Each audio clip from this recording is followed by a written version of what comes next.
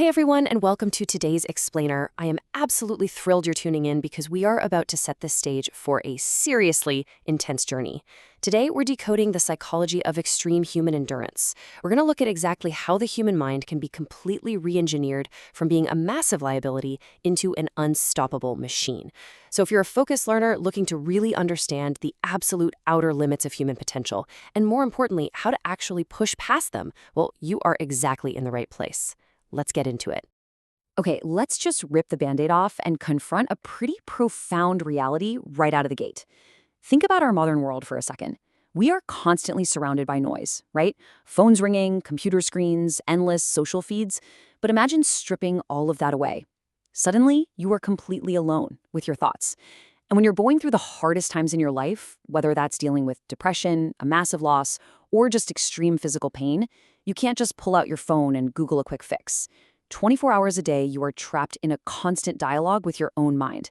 And honestly, here's the scariest part about all of that. Your brain wants to control you. It wants to pull you right back into a comfortable little pocket and convince you to just stop, to quit.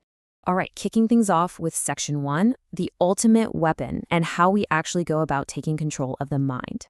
See, we really need to stop viewing the brain as our default best friend. Because the truth is, unless you aggressively take the wheel, it's going to drive you. And that leads to this terrifying illusion about our own limits. Take a look at this contrast. On the left, we've got a snapshot of a guy, 297 pounds, working as an exterminator, spraying to cockroaches, pulling in maybe $1,000 a month. And the crazy part wasn't even the job itself. The really scary part was his genuine belief that this was him trying his absolute hardest, that he had maxed out. But fast forward just a few years, and that exact same man is 106 pounds lighter and graduating from Navy SEAL training. It's wild, right?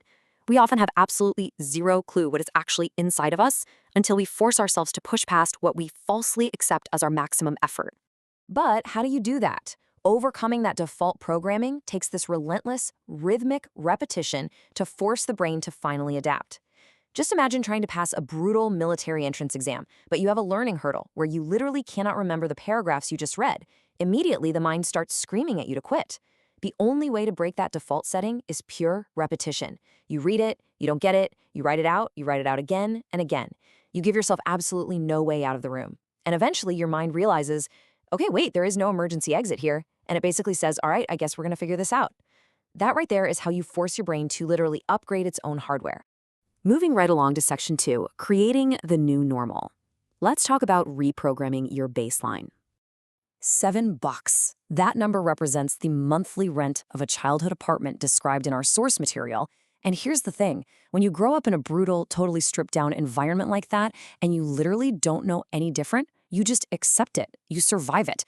But the psychological lesson hiding in that story is massive. If you can look around a harsh environment and tell yourself, well, this is where I live, this is all I got, your mind just replies, Roger that, and it makes it home. You've successfully established a brand new baseline. Now, the real magic is how you applied that exact lesson when you're suddenly dropped into an environment of complete and utter hell, like, say, 18 months of grueling Navy SEAL training. You survived that not by constantly plotting a way to escape it, but by completely immersing yourself in it. You have to take extreme ownership of the suffering. As the source material so powerfully puts it, in an environment that feels like hell, you literally have to become the devil of that domain. You become the boss, the owner, the absolute CEO of the suffering.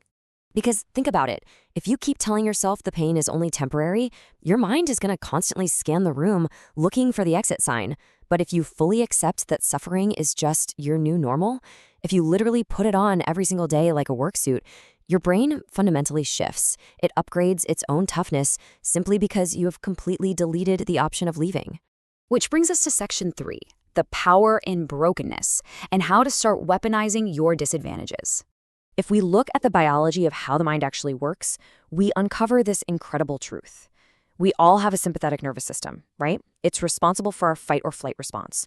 Well, when you are at a severe disadvantage, but you make the active choice to fight back rather than sit around feeling sorry for yourself, you tap into this massive, hidden surge of energy. Actively fighting back from a deep deficit literally triggers a physiological feeling of invincibility. I mean, picture these extreme physical realities for a second. It's 3:30 in the morning, You're completely alone. You are literally wrapping duct tape around your broken feet, fully knowing you are about to go out and run on stress fractures against peers who are 100% healthy. Most people look at that and say, no way, I'm broken, I can't do this. But I want you to ask yourself, where in your own life are you letting your brain use a disadvantage as a convenient excuse to just hit quit? Because if you look at that exact same level of brokenness and say, yeah, I am completely shattered, but I'm still here and I'm still fighting, then that disadvantage suddenly becomes this overwhelming source of power. If we're not broken, this isn't normal. That phrase right there, that has to become your new operating system. Because when you just flat out expect to be broken, the pain completely loses its shock value. It proves you can tap into this deep, hidden reservoir of strength at the exact moment when things suck the absolute most. Let's dive deeper into Section 4, digging to mineral soil and surviving the extremes. So, a lot of the time, we rely on anger to get us moving, don't we? We want to prove the haters wrong or show up the people who doubted us. It's a classic motivator. But here is the stark reality. That superficial anger vanishes instantly the second true physical misery begins. When you are totally isolated, sitting in pure agony, and your brain is screaming at you to just quit and go home, the thought of showing up some guy from high school, yeah, that isn't going to save you. Your brain will quickly convince you that proving them wrong just isn't worth the pain you're feeling right now. It's a literal descent into the depths of your own mind. It starts at step 1 with that surface anger, but then step 2 hits, extreme misery, and it burns away all that superficial, petty motivation. To actually survive that, you have to bypass the surface entirely and dig all the way down to step 3, the unbreakable, unshakable core of your soul. You have to reach what we call mineral soil. And what does hitting mineral soil actually mean? It means finding a foundational passion that is completely 100% fireproof, because you cannot burn dirt. This isn't about the haters or your ex or anybody else. This is about pure, raw accountability to yourself. It's about deciding at the absolute core of your being that you want to serve a higher purpose, or maybe just that you want to finally truly be proud of the person you are. When you anchor yourself to something that cannot possibly be burned away by suffering, you become completely unbreakable. And that leads us to our final section, Section 5, Peace Through Accountability. Let's look at the ultimate paradox of peace. Society is constantly whispering in our ear to seek peace first, right? Mostly by telling us to avoid pain, seek comfort, take the easy road. But the harsh, undeniable truth presented across our sources today is that you rarely, if ever, get the luxury of finding peace first. If you just constantly dodge discomfort, you're never going to truly find out who you are. True peace, it is forged on the exact opposite end of the spectrum. It's found only after you have willingly walked straight through the crucible of extreme trials, tribulations, and deep suffering. So, if you take one crucial thing away from this explainer today, let it be this. Living up to the smallest details of your potential is incredibly hard. It requires daily, miserable, relentless accountability. It means waking up every single day and choosing to do right by yourself and the people standing right next to you, no matter how much it hurts. It's not always fun. In fact, it isn't meant to be fun. But this grueling, daily accountability is literally the only true path to being able to look in the mirror and actually love the person looking back at you.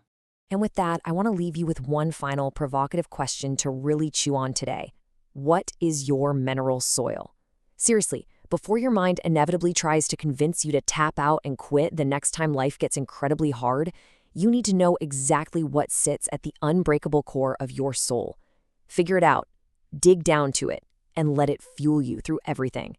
Thank you so much for joining me on this explainer today. Stay focused out there, and I will see you guys next time.